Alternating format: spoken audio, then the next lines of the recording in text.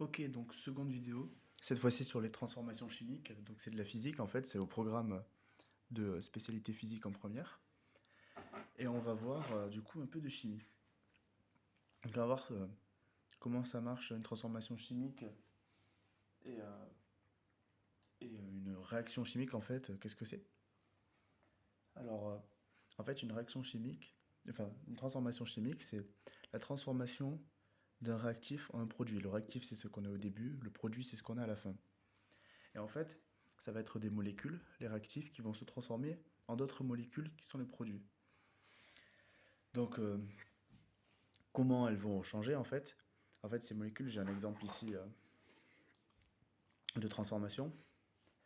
Donc, on a ici par exemple le cuivre qui est un atome et HO- qui est une molécule. En fait, une molécule, c'est plusieurs atomes qui sont ensemble, qui sont collés. Et en fait, qu'est-ce qu'ils peuvent faire? Ben, soit on a deux molécules qui peuvent se coller, ou un atome et une molécule, ou deux atomes. Donc en fait, soit ça peut s'assembler, soit une molécule peut se casser, par exemple HO-, qui est en fait c'est l'hydrogène et l'oxygène qui sont collés ensemble, bah, ils peuvent se séparer en fait, d'un côté l'atome d'hydrogène et d'un côté l'atome d'oxygène. Donc en fait c'est à peu près tout ce qu'il y a, ça peut se séparer, ça peut s'additionner, en fait les molécules peuvent changer entre elles, on peut interagir entre elles et se mettre d'une autre disposition. Mais il y a quand même, il y a quand même des règles en fait. Il ne se passe pas n'importe quoi. Et en fait, ce qu'il faut savoir, c'est qu'il y a conservation de la masse et de la charge. En fait, c'est la phrase de Lavoisier, c'est quelqu'un qui est un grand scientifique, qui a dit, peut-être que tu l'as déjà entendu, rien ne se perd, rien ne se crée, je l'ai déjà écrit, tout se transforme. En fait, c'est pour dire que c'est tout bête, hein. C'est une grande phrase, rien ne se perd, rien ne se crée, tout se transforme, ça sonne bien, ça fait scientifique. Mais en fait, c'est juste pour dire que mes réactifs que j'ai au début, ils se transforment en produits et il n'y a rien qui disparaît en fait. Si je mets un nombre d'atomes, ben, j'aurai un nombre d'atomes à la fin. Ils ne seront pas dans la même position, ils auront changé, ils seront collés, ils seront décollés, etc. Mais j'aurai ce que j'ai au début, je l'ai toujours à la fin. Forcément, rien ne se perd, rien ne se crée, tout se transforme. Il n'y a rien qui va apparaître, il n'y a rien qui va disparaître. Et en fait, ça va être transcrit dans notre réaction chimique, du coup, par la conservation de la masse et de la charge. C'est-à-dire que la masse ne va pas changer et la charge, c'est positif ou négatif, selon ça, tu as peut-être vu du coup, c'est s'il y a plus d'électrons ou ou de protons. Les protons qui ont une charge plus et les électrons pardon, qui ont une charge négative. Et donc ça, comment ça va marcher en fait? Là j'ai un exemple. C'est bon, quand on va équilibrer une transformation chimique, on va avoir du coup conservation. Par exemple là, j'ai un cuivre et deux H-, donc deux H et deux O. Je l'ai mis en bleu. En fait, chaque truc, je l'ai différencié là. Il y a tout d'un coup, mais on va tout expliquer. Le cuivre et le HO, ben là aussi j'ai un cuivre et j'ai HO2, ça veut dire que j'ai deux HO en fait. Donc c'est pareil que là, j'ai deux H et j'ai deux O. J'ai conservation de la masse parce que j'ai autant d'atomes de cuivre, d'atomes d'hydrogène et d'atomes d'oxygène au début qu'à la fin, en réactif qu'en produit. Donc ça c'est parfait, conservation de la masse et aussi conservation de la charge. Donc ça c'est ici. Là on a Cu2+, donc là celui-là il a 2+. Celui-là il a 2- en fait. Le moins il est sur HO. Là le H et l'O sont collés, c'est-à-dire que c'est la molécule ensemble, c'est pas H plus O. Et donc cette molécule elle a un moins, sauf qu'en fait on a deux molécules avec un moins, donc en fait la charge c'est 2+, plus 2- en fait, celui-là, cet atome-là, tout l'atome, il porte 2+. Et celui-là, cette molécule, elle porte un moins, mais il y en a deux. Donc on va avoir une charge de 0 au final, ça va être équilibré, ça va être une charge neutre. Et là, c'est ce qu'on retrouve, là, il n'y a pas de plus, il n'y a pas de moins, c'est bon, c'est parfait. Et ça, les petits trucs en noir qui en dessous, c'est pas nécessaire, t'es pas obligé de les mettre. C'est juste pour dire en fait que là, c'est un liquide, c'est un AQ, c'est un A et un Q, c'est pour dire aqueux. Là, le S, c'est pour dire solide. Des fois, on trouve, comme c'est écrit là, gazeux. Juste pour dire dans quel état est l'espèce chimique en fait à ce moment-là. au moment de la transformation. Donc maintenant, ce qu'on peut te demander de faire, et qui peut être un peu compliqué, c'est d'équilibrer des réactions chimiques. Donc par exemple là j'en ai une, et ben, il faut l'équilibrer. Alors comment on fait? C'est pas si compliqué.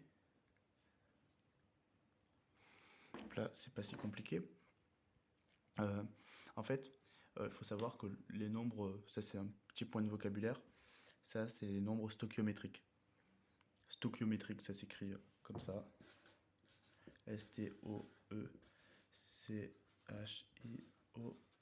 accent aigu, T-R-I-Q-U-E. Ça fait très long là, ça fait très compliqué, mais c'est tout bête, hein. Euh, Nombre stoichiométrique, en fait c'est les nombres qu'il y a devant chaque atome, les quantités qu'il y a devant chacun d'eux. Et donc ben, on va l'ajuster, là on a déjà tout, on a déjà, il n'y a pas de charge, mais c'est comme ça. On a déjà les espèces chimiques. Maintenant, on va ajuster. Ben là, on va compter le nombre d'atomes de carbone qu'on a. Donc là, j'en ai un. Et là, j'en ai un aussi, donc c'est parfait. Là, les H. Là, c'est des H4. Ça se voit pas bien, mais il y a 4 H. Donc là, on va avoir un problème. C'est que là, j'ai 4 H. Et là, si j'en mets qu'un, je vais avoir que 2 H. H2O. Donc il y a 2 H. Donc là, ce qu'il va falloir, pour avoir assez de H, c'est qu'il va me falloir mettre au moins 2. Si j'en mets 2, là j'ai 4 H, là j'ai 4 H, on est parfait. Parce que 2 fois, enfin 2 fois 2 H.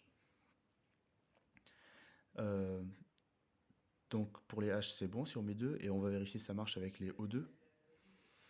Alors, si je mets 2, là, donc là j'ai 2 O2 de ce côté-là, là j'en ai 2 et là j'en ai un autre.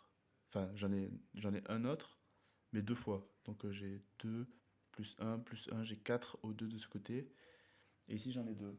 Donc là je vais avoir un problème si je mets juste un 1 ici, donc je vais mettre 2.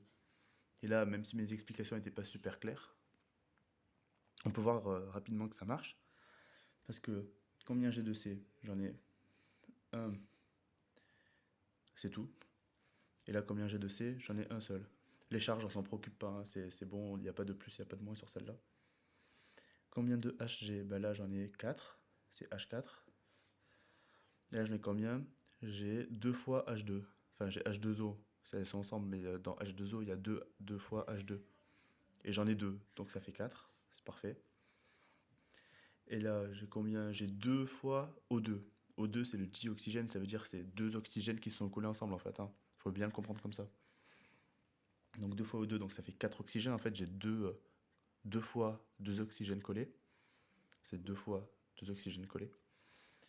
Donc ça m'en fait 4 O2. Et là, combien j'en ai? J'en ai une fois, là on peut mettre un 1, hein, c'est le nombre stoichiométrique, c'est CO2, c'est une fois CO2. Donc j'ai un groupe de O2, enfin un groupe de O2, donc 2 fois, 2 fois, 2 atomes d'oxygène collés, donc j'en ai 2. Et là, j'ai 2 fois H2O, et dans H2O, il y a une fois O. Donc je suis à 4, parce que j'en ai 2 ici, 2 ici, 2 ici, et donc c'est autant que là, ça fait 4. Donc c'est parfait. Ma réaction chimique, elle est bien équilibrée. Donc, petit récapitulatif. Qu'est-ce qu'il faut faire pour équilibrer une réaction chimique? Il faut équilibrer les charges et la masse, donc faire en sorte qu'il y ait autant d'atomes en fait des deux côtés, c'est ça, hein. Là j'ai un atome de cuivre, là j'ai un atome de cuivre, là j'ai quatre atomes, enfin deux atomes d'hydrogène et deux atomes d'oxygène. Là j'ai deux atomes d'hydrogène, deux atomes d'oxygène, parce qu'il y a un petit 2 ici. Et là on vient de le faire, c'est pareil. On a bien équilibré. Et c'est ce qu'on peut te demander en fait, c'est d'équilibrer des réactions chimiques. Alors je sais que c'était pas super clair. Et honnêtement, ça m'étonnerait que tu y arrives parce que c'est assez compliqué en fait, comme ça, quand on n'a pas vu bien en détail et tout, etc. Mais si tu peux, enfin essaye en tout cas au moins, de remplir d'équilibrer en fait, d'équilibrer cette réaction chimique, où il manque, il n'y a plus qu'à mettre les nombres, les coefficients stoichiométriques ici. les nombres stoichiométriques, hein, enfin les coefficients, c'est des coefficients. Ici et ici et ici.